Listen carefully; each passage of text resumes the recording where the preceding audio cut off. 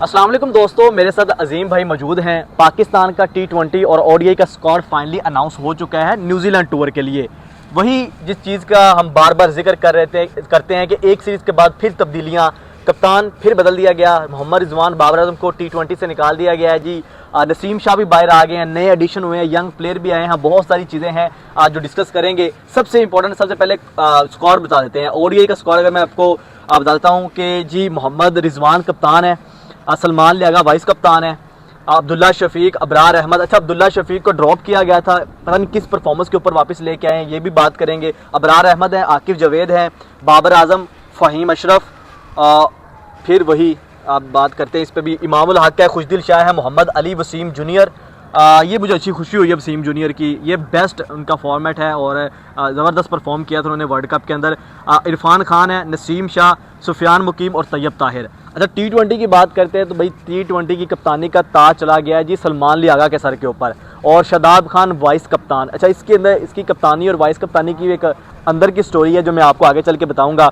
सलमान लियागा कप्तान है, शादाब खान वाइस कप्तान है, अब्दुल समद है, अबरार अहमद है, हारिस रऊफ़ है, हसन नवाज है, जानदाद खान, खुशदिल शाह, अब्बास अफरीदी, मोहम्मद अली, मोहम्मद हारिस, मोहम्मद इरफान खान, उमैर बिन यूसुफ और शाहीन शाह अफरीदी, सुफियान मुकीम और उस्मान खान।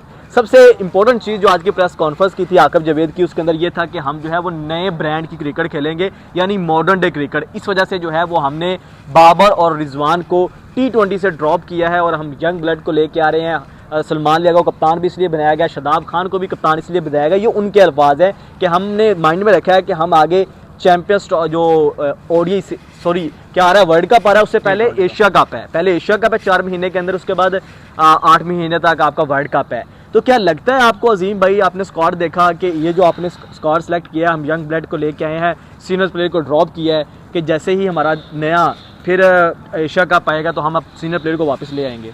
देखें, जो आज स्क्वाड अनाउंस हुआ है ना, जो बातें आ रही थी जब पाकिस्तान 2023 का वर्ल्ड कप में हारा था तो सर्जरी की बातें हुई, वो भी सर्जरी ना हो सकी, कुछ मैचेस के लिए कुछ सीनियर को गायब किया गया। आज भी अगर देखें तो ये टीम इसी तरह बनाई गई है कि 2 तेरे 2 मेरे। बाबर, शाहीन, रिजवान, नसीम, इन्होंने कोई कुछ एक्सेप्शनल नहीं किया, लेकिन T20 के फॉर्मेट से अगर निकाला गया है तो वनडे में है। और कुछ ऐसे अगर नाम लें T20 के अंदर तो है भी, वो T20 के अंदर है वो। अच्छा, मैं एक नाम मेरे माइंड में भी आता है, उस्मान खान। उस्मान खान अभी इतना अच्छा था कि आपने ICC चैंपियंस ट्रॉफी जैसे बड़े इवेंट के लिए आपने ODI टीम में रखा, और 3 मैचेस पाकिस्तान ने खेले, तीनों में किसी टीम का वो हिस्सा नहीं थे प्लेइंग 11 का, और आज उनको ड्रॉप करके सिर्फ T20 में आपने उसे रख लिया। तो यहाँ उस टाइम उनकी सिलेक्शन गलत थी, यहाँ अब गलत है। अच्छा, इसके अलावा आप देखें साउथ शकील, उन्होंने इंडिया के अगेंस्ट सिर्फ वो अकेला बंदा था जिसने परफॉर्म किया, उसको भी ड्रॉप कर दिया गया। मतलब सिर्फ कोई समझ नहीं आई, शफल ही किया गया प्लेयरों को। T20 के अंदर नए लेके आए हैं, लेकिन मेरा सवाल ये है कि क्या लगता है कि जो हमने एक नया अब एक वो समझते हैं कि हमने मॉडर्न डे क्रिकेट खेलनी है और हमने सारे प्लेयरों को निकाल दिया है, बाबर रिजवान को, क्या लगता है कि बाबर रिजवान के बगैर हमारी ये टीम चलेगी एशिया कप तक? अगर तो हम बात करें ना T20 में जो रिजवान और बाबर को निकालने का ना, ये बेहतरीन फैसला किया गया, क्योंकि जो 2 टॉप के नंबर हैं और वो ज़्यादा, क्योंकि वो इस तरीके के प्लेयर हैं कि वो ज़्यादा बॉल्स भी खेल जाते हैं और उतना इम्पैक्ट भी क्रिएट नहीं होता। लाइक 190 वाली अगर पिच है तो उस पर 160-65 बनाते हैं, वो अपने रन तो करते हैं, तो ये बड़ा खुशाइंदा है। हसन नवाज बड़ा अच्छा और बड़ा लंबे अरसे से डोमेस्टिक में परफॉर्म करते हुए आ रहे थे, उनका जो है वो बड़ा खुशाइंदा है। जानदाद खान को मुझे लगता है कि पाकिस्तान की ODI टीम में भी होना चाहिए, लेकिन उनकी एक बैड लग ये है क्योंकि वो भी नए बॉल से बॉलिंग करते हैं, और पाकिस्तान के बाकी भी जो बॉलिंग होती थी, शाहीन, नसीम, वो भी नए बॉल के बॉलर होते थे। तो जानदाद खान, उमैर बिन यूसुफ जो है ना, वो एक बड़े लंबे अरसे से नीचे रन्स करते हैं, लेकिन ऊपर उन्होंने कोई 1-2 अच्छी हैंडी नॉक खेली थी T20 में। उनका भी लेते हैं, वो उनका भी, जो हम मॉडर्न डे क्रिकेट की बात करते हैं, ये कुछ ऐसे प्लेयर हैं कि जो कि मॉडर्न डे क्रिकेट के हिसाब से खेलते हैं। अब जब वो खेलेंगे, अब जारी बात है उनकी सीरीज न्यूजीलैंड के अगेंस्ट है। न्यूजीलैंड के अगेंस्ट हमेशा ही पाकिस्तान ने स्ट्रगल की है, पेस एंड बाउंस की वजह से।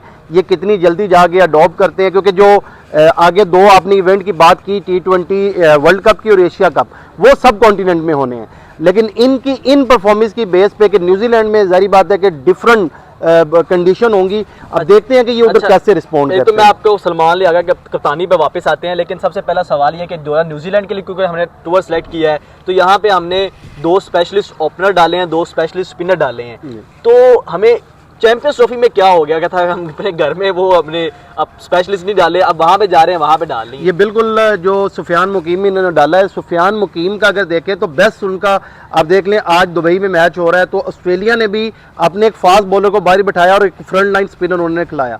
इसी तरह इंडिया 4 स्पिनर्स के जा रहा है। अनफॉर्चुनेटली हमारे पास उस तरीके के जैसे अक्षर पटेल या जडेजा की तरह के बैट्समैन प्लस बॉलिंग ऑलराउंडर नहीं है, लेकिन फिर भी पाकिस्तान ने अपने स्क्वाड में एक ही स्पिनर रखा। अब अगर न्यूजीलैंड की कंडीशन की बात करें तो उधर तो 2 स्पिनर खेलेंगे ही नहीं, तो इधर सुफियान मुकीम को रखा है। लेकिन सुफियान मुकीम की अगर बात करें तो वो पाकिस्तान का फ्यूचर ज़रूर है और उनको टीम के साथ रख के ज़ाया नहीं करना चाहिए, फिर उन्हें अपॉर्चुनिटी देनी भी चाहिए। अच्छा, ये एक चीज़ है कि सलमान लियागा को हमने T20 का कप्तान बना दिया है, उनकी हमने ये चीज़ लेके आए हैं कि मोहम्मद रिजवान को इसलिए हटाया कि अब हम मॉडर्न डे क्रिकेट खेलेंगे और सलमान लियागा का अपना जो है वो 79 का स्ट्राइक रेट है T20 के अंदर। तो क्या आप लगता है कि जब हम T20 मॉडर्न डे क्रिकेट की तरफ जा रहे हैं और सलमान लियागा बेस्ट ऑप्शन थे कप्तानी के लिए? सलमान अली आगा की अगर बात करें ना तो उनको जो लास्ट ईयर PSL 9 था उसके अंदर जो इस्लामाबाद की जो पूरी कैंपेन थी उनमें बड़ा अच्छा उनका रोल था और उसमें उनका स्ट्राइक रेट 130 अबव था। नंबर 3 खेले थे मेरे, हाँ नंबर 3 खेले थे, ऊपर खेले थे। अब जारी बात है जब रिजवान और बाबर नहीं खेलेंगे तो उनके पास भी ऊपर आने का चांस होगा।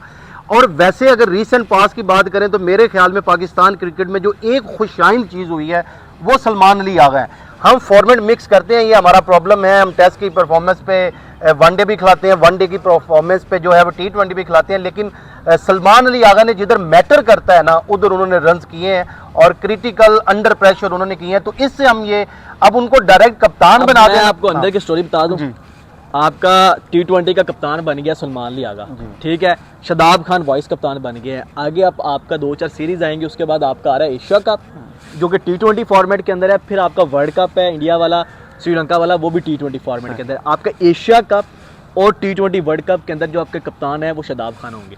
अच्छा। ये मैं आपको भी बताता हूँ, ये मतलब कि अभी ये प्लॉट सेट किया जा रहा है, ये प्लॉट सेट किया गया है, ठीक है। ये आपके कप्तान जो बनेंगे शादाब खान बनेंगे। अच्छा। ये अभी सारी वो एक दफ़ा प्रेशर आया, पहले आपको पता है कि शादाब खान का मीडिया के ऊपर नाम आया कि वो कप्तान बनने जा रहे हैं, फिर मीडिया का प्रेशर आया कि भाई इस बंदे की परफॉर्मेंस क्या है, जिसको आपने ड्रॉप किया और वो बंदा डायरेक्ट आ गया कप्तान बन के। वो एक फिर उसको वॉइस कप्तानी से वॉइस कप्तान के ऊपर ले आए। ये सारी चीज़ें हैं। बाकी स्क्वाड आपने देखा, एक अच्छी चीज़ है कि नए प्लेयर आए हैं।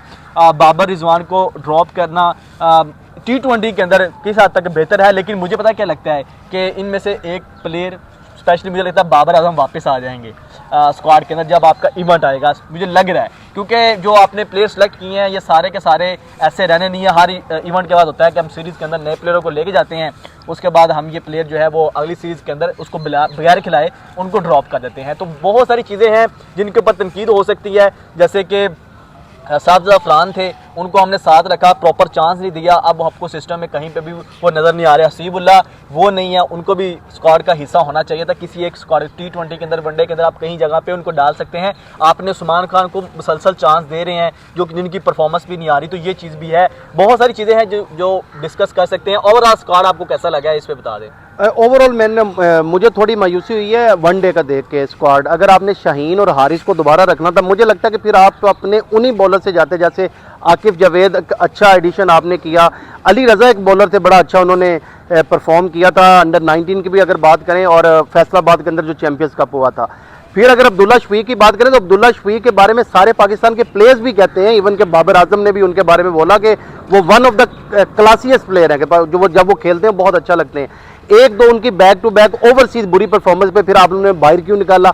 अगर बाहर निकाला तो अब उन्होंने क्या तीर मारा कि वापस टीम में आ गए। इसी तरह इमाम का है कि इमाम ने डोमेस्टिक पूरा सीजन खेला है और मुझे लगता है कि जब साइम फिट होंगे तो इनमें तो शायद आगे जाके एक ही T20 के अंदर स्पेशली तो फखर और साइम आ जाएंगे, तो उन्होंने प्रेस कॉन्फ्रेंस के अंदर कहा भी है। वनडे में भी अगर साइम फिट होते हैं तो फिर अब्दुल्ला और इमाम में तो शायद हमें एक ही स्क्वाड में एक ही रहेगा। अब आखिरी बात जो आपने बोला है कि स्क्वाड का, मेरे ख्याल में पाकिस्तान में बेस्ट ऑप्शन जो अवेलेबल थी वो यही थी और उन्हीं के अंदर जो है वो उसी तरह टीम सेलेक्ट की गई। यहाँ ये अलग बात है कि जो लोग परफॉर्म नहीं कर रहे थे लंबे अरसे, जैसे मैंने शाहीन और हारिस वगैरह की बात की, उनको थोड़ा जो है वो अच्छा उनको अगर डेस्ट देते तो फिर आपके पास स्क्वाड में वसीम जूनियर आप लेके आए हैं, वो खेलते तो एक मुझे जानदाद खान का मैंने बोला, जानदाद खान आकिफ जावेद बॉलिंग करते हैं। मुझे नहीं लगता कि ये टूर पे लेके गए हैं तो वहाँ पे शहीन शाह अफरीदी को बाहर बिठाएंगे। नहीं शाहीन तो खेलेगा ना, हारिस भी यही खेलेगा। चीज है ना, या अगर ड्रॉप करते तो आप जो नए प्लेयरों को मौका मिलता आप उनको साथ रखेंगे लेकिन खिलाएंगे नहीं, ऐसे ही करते हैं हम। और जब अगले टूर के अंदर उनको ड्रॉप कर दें फिर जो है वो वही पुराने प्लेयर ऐसे। क्रिकेटर वापस आ जाते हैं। दोस्तों ये थी T20 का जो ODI का स्क्वाड अनाउंस हुआ है, इस पे आप लोगों की क्या राय है? बहुत से नाम मैं मिस कर गया हूँ, जैसे आपको ऑलरेडी हमने बता दिया है, सुफियान मुकीम, तैयब ताहिर को दोबारा चांस दिया, फहीम अशरफ को रखा गया है, फहीम अशरफ को इतनी रखा गया है। तनकीद होने के बावजूद भी वो तनकीद होने के बावजूद भी रखा गया। हसन नवाज एक अच्छा एडिशन आए हैं, तो वो मुझे लगता है कि अब जो है वो मॉडर्न डे जो T20 क्रिकेट है उसके अंदर वो मतलब ज़बरदस्त प्लेयर हैं। ये भी अब्दुल समद भी आए हैं। अब्दुल समद का जैसे मैं पाकिस्तान के फॉर्मर कैप्टन सलमान बट को हम रावलपिंडी में थे तो उधर उन्होंने जिक्र किया था कि कुछ पिछले को 2-3 साल के अरसे में कोई लोअर ऑर्डर में कोई अच्छी चीज़ पाकिस्तान क्रिकेट में हो रही है तो वो अब्दुल समद है। वो बड़ा आराम से, जिस तरीके एफर्टलेस कह लें कि छक्के मारने की एबिलिटी है उनकी, वो एक अच्छा एडिशन है अभी। तो दोस्तों इस पे आप लोगों की क्या राय है कमेंट सेक्शन में ज़रूर बताइएगा। स्क्वाड आपको कैसा लगा, क्या कौन सा ऐसा क्रिकेटर समझते हैं जो होना चाहिए था जिसको ड्रॉप किया गया, जाती हुई है, ये आप लोग ज़रूर बताइएगा। हमें दीजिए इजाज़त, अल्लाह हाफिज़।